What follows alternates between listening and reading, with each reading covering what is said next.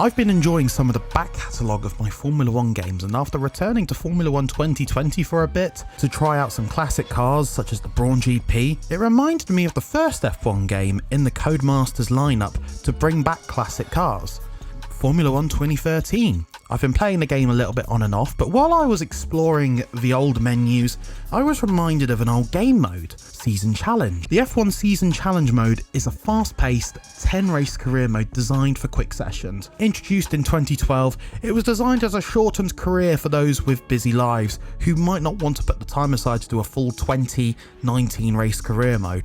And trust me, that seems pretty short compared to today. 10 races of intense battles in the last season of the V8.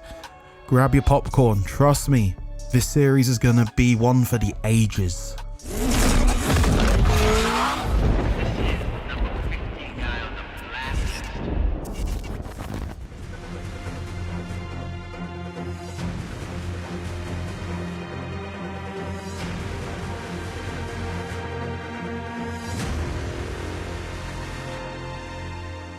So we're starting off our Formula 1 2013 season challenge in the Caterham. And you know what, the perfect car. I know this car's been getting a lot of hype of late on the internet. Jimmy Broadbent doing his Formula 1 2012 career mode. Well, we're in the Canoe 2.0, so to speak. So there we go. Now I'm having a look through the different rivals we can pick from, and it's just taking me back looking at this 2013 grid. It was quite a good season looking back, although the championship fight was a bit dull and a lot of teams stopped developing early on. But I thought I'll bring a familiar face in. We're going to take on Daniel Ricciardo. Now, if we beat him 2-1 at least, so over the next 3 races we need to beat him twice or beat him 2-0, then we get a shot at his seat at Toro Rosso. Simple as that. So, and that'll be a better car with a Ferrari engine, much better in a straight line. So let's go for it and see what happens. Now, I'm playing around with the setup. The only issue with this game, this game mode, is the fact that the setups are fixed. So I thought, I could go and pull up a YouTube video from back in the day, get a nice setup. But no, wasn't going to get that at all. We got fixed setups, which does add to the drama a little bit, which also means, because you could change gear ratios back in the day, as we head into the first turn, we were bottoming out already, or topping out. I don't know which one it is. No, it's bottoming out is more like when you go over something. But anyhow, as we come out of the first chicane, one thing that I have to remember is the old curse system. Now, if you look to the bottom right, for those who might not remember, I'll give you a quick rundown, but basically 6 seconds of about 80 brake horsepower? What a little tool it is. It really is good fun. And you want to deploy it very carefully, particularly in practice and qualifying. You want to use it more at the exit of corners, and I gotta be honest, here in the first lap I'm kind of saving it for more out of the exit of some of these longer straights, because this is where you're really going to find the time. And I dumped most of the curves as we go through the second DRS zone underneath the old circuit, which is I love that they still keep that to this day. I know they've demolished some of it, but a good chunk of it. Out of Ascari, the back end stepping out. Just a reminder that this is, of course, a Caterham, so it has as much downforce as a chicken on Monster Energy. I don't really know where I was going with that analogy, but hey, presto, that's where we are. Coming out of the last turn now, we're battling a little bit. Now, I'm not worried about fighting at the top yet. This is about just fighting Ricciardo, and unfortunately, we're going to be starting the first race, P19. Well, at least we're kind of where we expect to be, you know. We're close to Bottas, but, you know, we're going to have to fight in this race. And of course, first race, we're in one of the slowest cars, probably the most draggy cars. You know, it might have been more efficient just to bring a van and hold a parachute behind it. It'll probably have better aerodynamics than the Caterham CT203. Is it the 203 or 202? You know, chassis numbers at the back of the grid were a little bit more tough. Anyway, here we go. First race in this new career mode. 5 lights. Lights out, away we go. And I would say getting off to a good launch, but no, we're not actually. We're wheel spinning. I dump the curves at the start just to try and pull away. I keep a little bit on standby. We've got the Marussia, we've got Peak and Bianchi, rest in peace. On the left-hand side, we're going to dive through into the first turn. Managed to get a load of positions ahead of Ricciardo. And we are up into P13. There is Gutierrez in 12th. and it looks like he's fighting. Is that his teammate Hulkenberg? I think it is. We've got two Saubers going around the outside of Esteban Gutierrez. Today he is a Mercedes test development drive down the inside into P11. Jenson Button in the McLaren. There we go. We're going up into P11 at least. I thought we could have got 10th there, but we just missed out. Up next, we've got Roman Grosjean, another name that maybe younger viewers will be a bit more familiar with. Back in the day, he was driving for Lotus, which is now Alpine F1. Coming out of the second Lesmo now, coming out onto the DRS straight. Of course, no DRS yet.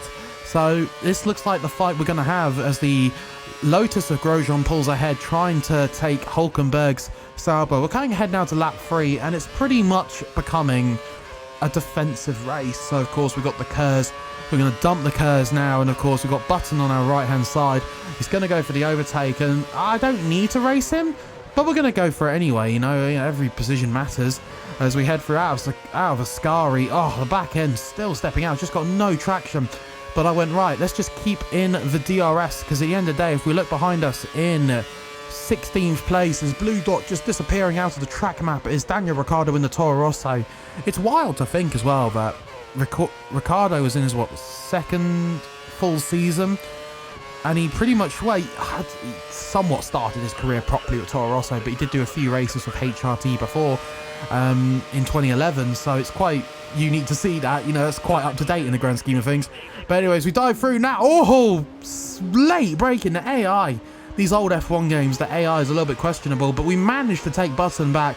We just held in this slipstream, and now we're going to dump some more Kers as we head out into the back part of the circuit. All looking good at the moment, at least. If we can finish ahead of Ricciardo, that will put us 1-0 above him in this season challenge. And like I said, if we beat him 2-0, then we could be going into race 3 with his Toro Rosso for 2 races, and that will give us a slightly better car, particularly in the straights, to fight slightly higher up, and hopefully we'll start to climb the grid, get points, and it might still give us a chance at the title.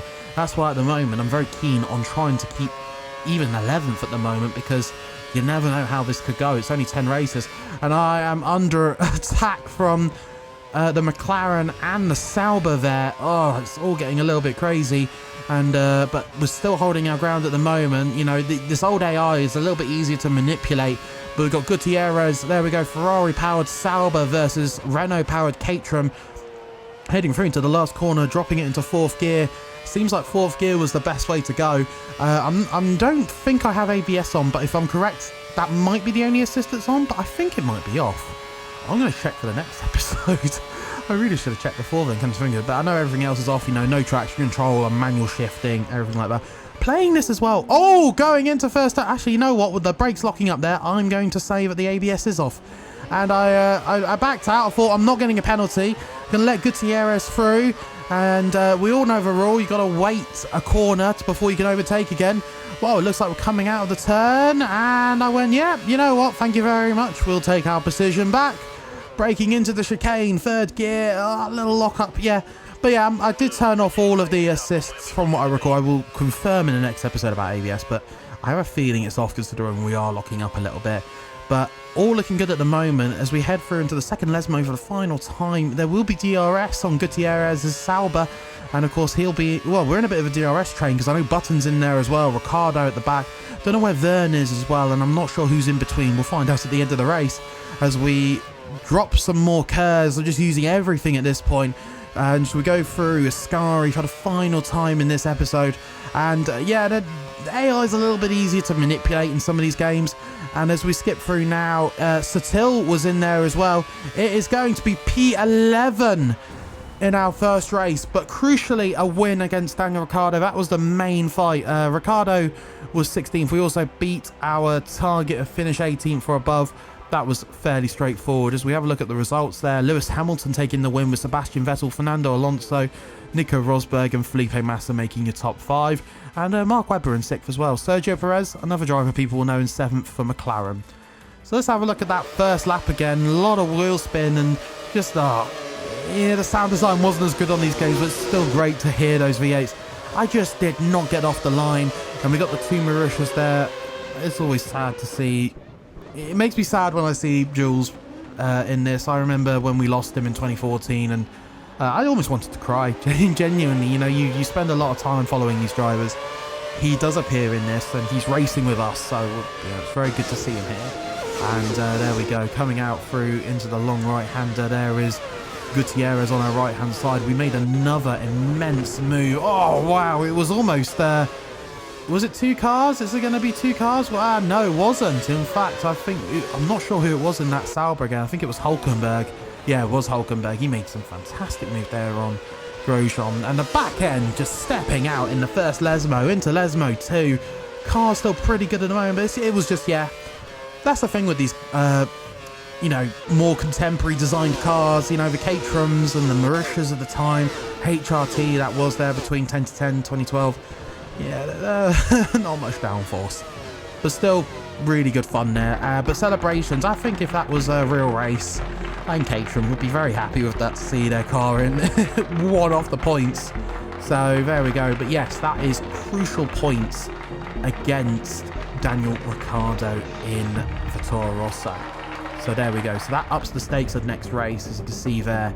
Now, it's a best of 3, so if we lost one, we would still get us another chance. But if we can beat him in the next race as well, then we will go into round 3 at Silverstone in his Toro Rosso. But welcome to the Nürburgring, and as I record this, it is the Nürburgring 24-hour weekend, so that's pretty cool. And we're going to be doing some Nürburgring action here in Formula 1 as well. And I kind of go for a midway setup because, of course, Monza is a very high-speed circuit. You want as little drag as possible. But in the Nürburgring, you can go for something a little bit different. There we go. The flashback cameras. Here we go. The start of a pole lap. I really miss the Nürburgring. I miss Germany and the calendar. We have 2 Formula 1 teams. And of course one of them is doing very well in the current season. You got Hulkenberg, who's a very popular driver as well. I know they haven't got like that world-class, you know, world champion driver, I should say. Hulkenberg's definitely world-class.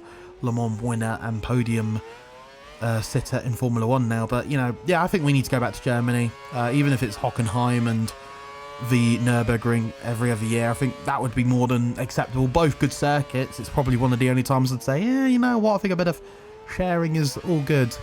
Now the car, of course, you can tell out of corners it just has no traction at all, but we're going to give it everything. We're 1.4 seconds at the moment off the fastest time, but like last time, I'm not worried about Alonso, Hamilton yet. We'll worry about them when we're in a slightly better car. What I am focused on is just getting as high of a position as I can to challenge Ricciardo, because yeah, it's a tough fight at the moment. I mean, it was a good start, but he wasn't miles off us, and you know, it only takes one bad race and it's all going to be equalized again. And I really need, if I'm going to win this championship, I need to ensure that I can get a seat at the Toro Rosso team, because then that potentially puts us in a position to fight McLaren or someone along those lines. So we need to be really ready for that. As we come out of the final corner, into the final corner now, turn 15, third gear, just trying to hold the res, third gear, fourth gear, fifth gear, DRS. I didn't open the DRS. I was so focused on the top left, but look, P12. Oh, Ricciardo's nowhere. I'm happy with that. I'm very happy with that. In fact, yes, there we go. P12. We've got Paul Di Resta in... oh, no, P13, sorry. I thought we were P12. I must have misread it. P13. Anyway, lights out and away we go. Yeah, again, the car just doesn't get off the line at all. And as we look around, everyone's swamping us. But I'm like, okay, we've got Vern on the outside there. Toro Rosso. Oh, it's all getting a little bit, scary out of turn 1. I just try and find space. A little bit of contact with Grosjean. You know, we're going past. The penalty system on these old games is relentless. You know, it only takes one bad day, and yeah, they're going to ruin it for you. They really will. As we come out now, and we are in P7. So, okay, it was very close there. Managed to get past Massa on the inside, who kind of dart to the outside of the circuit a bit, but you know, it kind of worked just about. I think in real life you get the penalty, but hey, you know, if the Codemasters didn't want to give me a penalty, then that's fine with me. I'll happily stick around in P7 head. In fact, he's been overtaken by McLaren's Sergio Perez, which is a weird thing to say in today's day and age as he drives for Cadillac now. But I guess we're in the kind of Cadillac equivalent if people want something. A Cadillac Aston, it probably is an Aston Martin. It might as well be if we were using 2026 F1 there. To think this game's 13 years old. This game's a teenager. It's currently preparing for its GCSEs in a few years. Can't script it enough. But anyway, now we can get some points on the board, which is really crucial. And because it's not as high speed dependent circuit, but we've definitely got a massive train. But Ricciardo is nowhere at the moment, not even in the top 10. In fact, 15th place as we head into the penultimate lap of this little sprint race. And we just got to keep doing what we're doing. I think as long as we keep our racing line spot on, the AI is not going to have a go at us. It's going to leave us be. So I'm thinking, okay, this is good. I just don't want to make a mistake. I don't want to spin out. Like, the traction on this thing is non-existent. But, we're giving it our all. But anyways, we head through into the chicane. It has been exactly what we need. We're P7. We've got Raikkonen and P8. So it looks like that the McLarens were fighting. Come to think of it, I should have picked a higher up rival. But as we come through turn 15 for the final time, there we go, saying hi to the team. P7 points for Caterham. Just what we needed. We have beaten Daniel Ricciardo. That means in the next episode for rounds 3 and 4, we are going to be in a Toro Rosso Ferrari. So that is exactly what we need. There we go. Fernando Alonso and Lewis Hamilton there. And Mark Webber making the top 3. So yeah, it's all getting a bit close between those two. So hopefully we will start to catch up and get a bit closer with them. Germany 4, 5 and 6 there. And as we have a look in the title race, it's only 3 points between Alonso and Hamilton. In the constructors, there we go. Moving up to, I believe that's 4, 5, 6, P7. And even getting some PlayStation trophies as well. Recording this on the PS3. I didn't actually play much of this on the PS3. I used to play it on the PC, believe it or not. So it's been quite cool coming back onto the OG hardware. But there we go, guys. I really hope you've enjoyed today's episode. It's been great fun to do this. We've got 4 more episodes of this series. So I hope you enjoyed this little mini series we're doing. Some great racing, a little bit of carnage. But there we go. That is a contract offer from Toro Rosso. And I'll see you guys in the next episode. Remember to like, comment, subscribe, share this video across the world with your mates. And if you want to see any more action, have a look at these videos around. We've got some cool stuff coming up here on Blacklist. Bye-bye for now.